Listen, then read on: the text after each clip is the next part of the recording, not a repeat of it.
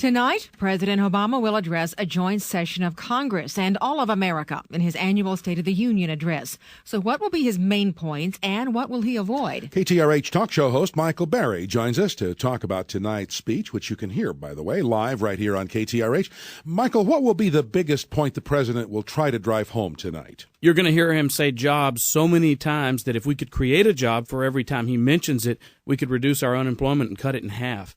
He's going to talk about jobs, jobs, and more jobs. And when he's through with that, he's going to talk about civility because his polling tells him those are the top two issues for Democrats and moderates right now.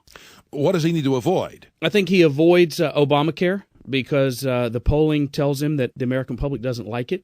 I think he'll avoid the stimulus. He'll avoid looking to his successes because he doesn't have any. So what president will we see tonight? The one who almost seemed like a bully pushing Obamacare, or the more reverent president like we saw last week during the Arizona memorial service? You're going to see Barack Obama the candidate, not Barack Obama the governor, because he's much more popular when he's talking about hope and change and amorphous topics and not getting into policy specifics. So I think you're going to see him reading from the teleprompter the way he did in 2008 and getting back to broader stroke themes for college students and minorities. That's his base.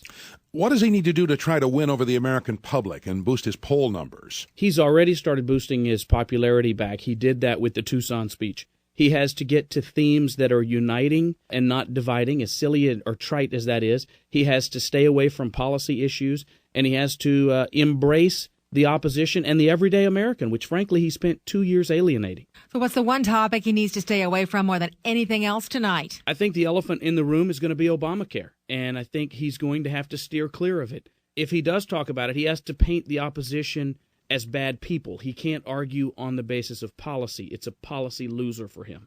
Michael, what about this movement by Republicans and Democrats to sit together during tonight's speech? Ironically, the president who has been the most divisive in the modern era is now calling for us to get along. The guy who said Republicans can't have the key, they have to get in the back, they've been bad boys, those sorts of references, terrible references coming from the mouth of a president, is now calling on all of us to put that aside and be American. We were American before. I think that this is a loser for Republicans. We don't want to see the professional class back up there cutting inside deals. We want to see the people we sent there from the Tea Parties and average everyday Americans doing what we told them to do. And sometimes that's going to make the Democrats angry. And finally, Michael, do you see tonight's speech the beginning of his 2012 reelection campaign? No, his reelection campaign began in Tucson, and I think this is a continuation of that. And the themes that worked there. Look, we're watching his poll numbers go up. When he acts presidential, a lot of people in the middle will give him the benefit of the doubt.